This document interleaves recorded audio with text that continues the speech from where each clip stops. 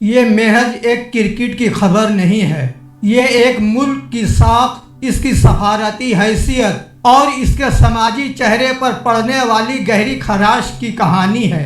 انیرودھ آچاریہ جیسے سستے کٹر پنتھی آوازوں نے شاہ رخ خان کو نشانہ بنانے کے چکر میں ایسا سیاسی اور سماجی طوفان کھڑا کر دیا کہ اس کی زد میں آ گیا پورا بھارت، اور سب سے زیادہ پھنس گئے امت شاہ کے بیٹے جے شاہ۔ جی ہاں، بھارت میں ہونے والے T20 ورلڈ کپ پر اب سوالیہ نشان لگ چکا ہے۔ بنگلہ دیش صاف لفظوں میں کہہ چکا ہے، بھارت ہمارے کھلاڑیوں کے لیے محفوظ ملک نہیں ہے، ہم یہاں کھیلنے نہیں آئیں گے۔ کھلاڑیوں کی حفاظت ہماری اولین ترجیح ہے اور اس پر کوئی سمجھوتا نہیں ہوگا۔ انٹرنیشنل کرکٹ کونسل یعنی ICC نے پہلے بنگلہ دیش کی مانگ کو مسترد کیا تھا کہ تمام میچ بھارت میں ہی ہوں گے، لیکن بنگلہ دیش کرکٹ بورڈ نے ایک بار پھر تحریری طور پر ICC کو آگاہ کر دیا ہے کہ ہم بھارت میں نہیں کھیلیں گے۔ یہ وہ ICC ہے جس کا چیئرمین کوئی اور نہیں بلکہ جے شاہ ہے۔ اب ذرا سمجھیے کہ یہ آگ بھڑکی کہاں سے۔ 16 دسمبر کو ابوظہبی میں IPL کی نیلامی ہوئی۔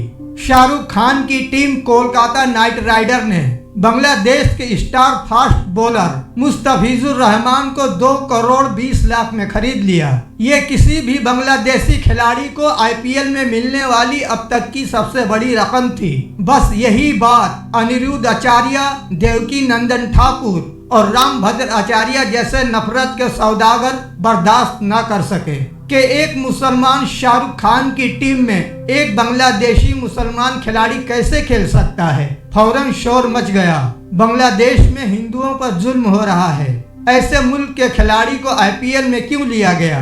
کمال یہ ہے کہ IPL کی نیلامی میں وہی کھلاڑی آتے ہیں جنہیں BCCI اجازت دیتی ہے، اور BCCI میں فیصلہ جے شاہ اور ان کے لوگوں کا چلتا ہے۔ لیکن کسی میں اتنی ہمت نہیں تھی کہ یہ سوال اٹھائے کہ اگر بنگلہ دیشی کھلاڑی سے مسئلہ تھا تو اسے نیلامی میں رکھا ہی کیوں گیا۔ دباؤ اتنا بڑھ گیا کہ 3 جنوری کو کولکاتہ نائٹ رائڈرز کو مستفیض الرحمان کو ٹیم سے باہر کرنا پڑا۔ لیکن کہانی یہیں ختم نہیں ہوئی۔ بنگلہ دیش نے سخت رد عمل دیا۔ اس کی عبوری حکومت نے اپنے ملک میں IPL کی براڈ کاسٹ پر روک لگا دی ہے۔ پھر اتوار کے دن بنگلہ دیش کرکٹ بورڈ کی ایمرجنسی میٹنگ ہوئی اور فیصلہ آیا، ہم T20 ورلڈ کپ کے میچ بھارت میں نہیں کھیلیں گے۔ 7 فروری سے شروع ہونے والے ورلڈ کپ میں بنگلہ دیش کے 3 میچ کولکاتہ کے ایڈن گارڈن میں ہونے والے تھے۔ 7 فروری ویسٹ انڈیز کے خلاف، 9 فروری اٹلی کے خلاف، 14 فروری انگلینڈ کے خلاف، جبکہ آخری گروپ میچ نیپال کے خلاف ممبئی میں تھا۔ اب صرف 20 دن بچے ہیں اور پورا ورلڈ کپ شیڈول تاش کے پتیوں کی طرح بکھر رہا ہے۔ ICC کے افسران سر پکڑ کر بیٹھے ہیں۔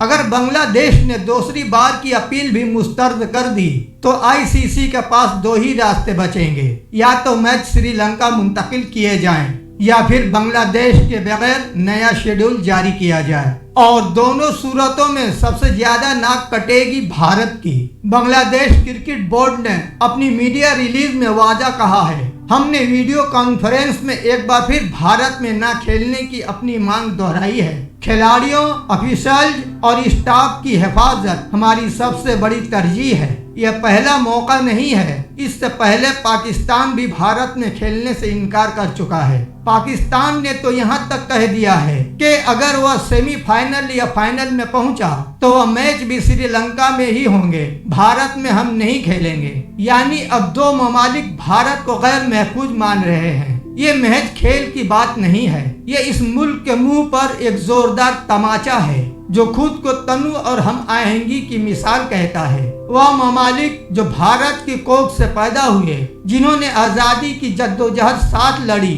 آج بھارت کو ایک دشمن ملک کی طرح دیکھ رہے ہیں۔ یہ شرمناک ہے، اور اس سے بھی زیادہ شرمناک ہیں وہ لوگ جن کی نفرت انگیزی نے بھارت کو اس مقام تک پہنچایا۔ دیوکی نندن ٹھاکر، رام بھدر آچاریہ جیسے نفرت کے سوداگر آج پوری دنیا میں بھارت کی جگ ہنسائی کروا رہے ہیں۔ सितम जरी भी देखिए। जिस दिन वजीर आजम नरेंद्र मोदी भारत में ओलंपिक की मेजबानी की बात कर रहे थे, उसी दिन बांग्लादेश ने भारत में खेलने से इनकार कर दिया। ये सिर्फ खेल नहीं है, ये भारत की आलमी साख का सवाल है। भारत ग्लोबल साउथ की क़यादत का दावा करता है, लेकिन अफसोस कि इसके करीबी पड़ोसी ही इसे लीडर मानने को तैयार नहीं। न बांग्लादेश, न पाकिस्तान, न नेपाल, कम अज कम इन तीनों ममालिक में भारत के खिलाफ फैजा बनी हुई है। किसी भी आलमी क़यादत की बुनियादी शर्त होती है कसीरुल जहती ताउन और समाजी शमूलियत, लेकिन नरेंद्र मोदी की सियासत ने शमूलियत के तस्वुर को जलाकर राख कर दिया है। अगर बांग्लादेश जैसे दोस्त ममालिक भारत से दूर होते हैं तो दुनिया को यही पैगाम जाता है कि भारत एक जिम्मेदार आलमी किरदार के लिए मौजू ही नहीं रहा। तो सवाल ये है, क्या भारत चंद नफरत फैलाने वाले वाइजों के लिए अपनी आलमी साख को दांव पर लगाने को तैयार है? इसी सवाल के साथ इस वीडियो में इतना ही।